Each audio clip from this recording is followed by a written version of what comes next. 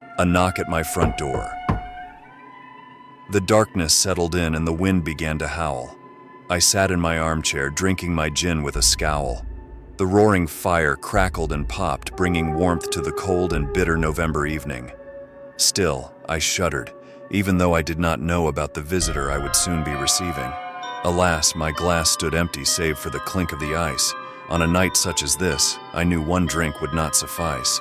So, I stood steadily supplying myself one more pour when I heard a knock at my front door. Still as prey, hiding from its predator, I stood. Then I stilled my breath, for I knew this could not be good. Who could it be at this hour? My thoughts on this were dour. I set my glass onto the table with an unsteady grip, even though I desperately wanted another sip. Down the hall I went, pictures hanging at my side, of days long gone by where I wish I could now hide. I opened the door with a loud squeak and a creak, and put on a brave face so I would not look weak. The moon was stationed in the perfect place to reflect some light on this dreadful place. My eyes glazed straight ahead where someone should be, but there was no one there, no one in front of me.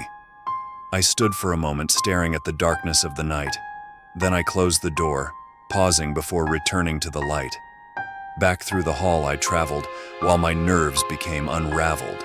Behind me, something crashed to the ground. I turned and looked where I heard the sound. A picture lay upon the ground. The glass cover shattered all around. I reached for the photo, slicing my finger on the glass. It hurt at first, but I knew the pain would pass. A drop of blood dripped down onto the scene, of a better time, before life turned mean. It was a portrait of my younger self with a smile. This was something I had not done for quite a long while. I was posing in a pretty summer dress. It was a happier time, I must confess. Another knock echoed through the hall. I steadied myself against the wall. I glanced right back at that photograph. It was like I was looking at a holograph. My mom stood near me with no face. It had disappeared without a trace.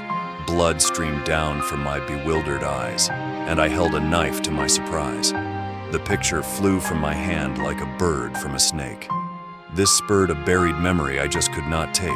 I closed my eyes and breathed in deep and slow, holding it in before letting it go. The knocking began to grow in intensity. Although running away was my propensity, I stood there listening to the rhythmic noise.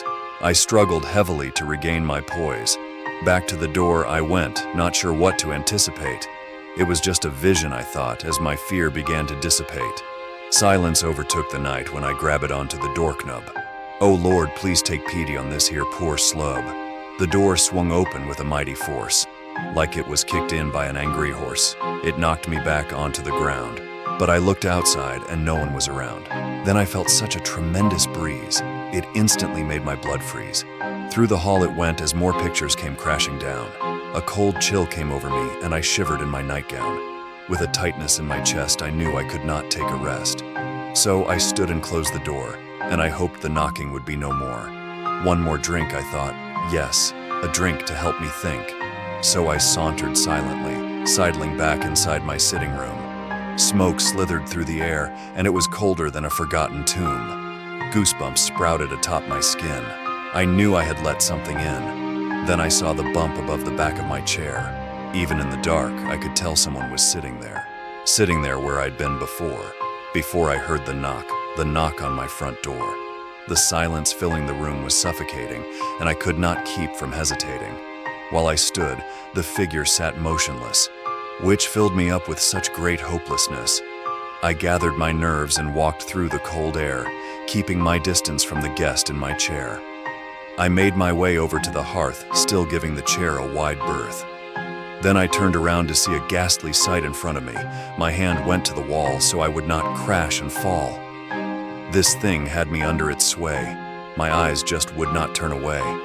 Thin wisps of gray hair adorned its broken skull. It had no eyes, yet it stared into my soul. A thin, dusty cloth hung from its shoulder. I shivered again as the room grew colder. It let out a few gravelly groans, and I caught some movement through the gaps in its bones. I stood silently and still, shrouded in the darkness against my will. Time passed by in silence, making my nerves reach their peak, while I stared at this thing, waiting for it to speak, but the silence continued to fill the air. I would not break it. No, I would not dare. Finally, I gathered the courage to move, even if this thing would disapprove. Its head followed me as I returned to the table to get my drink while I was still able. With my back turned, I could still feel the icy gaze. I slammed my drink and felt like I was in a daze. Another pour and another drink, and my consciousness began to sink. I closed my eyes tight and took a huge, deep breath.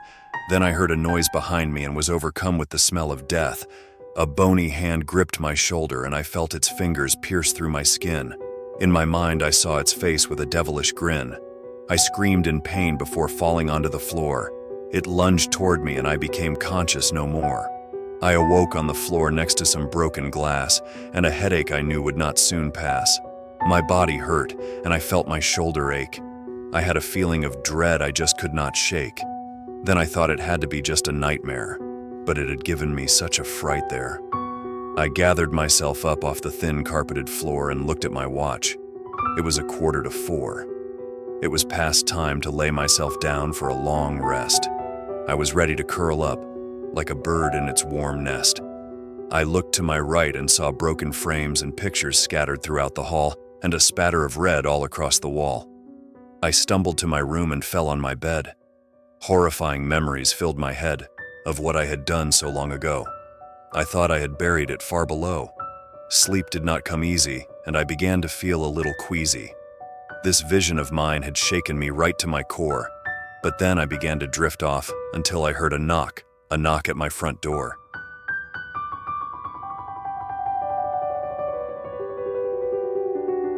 Thank you for watching our video. Be sure to like this video, check out our other videos, and subscribe with the bell notification on to see our other haunting tales.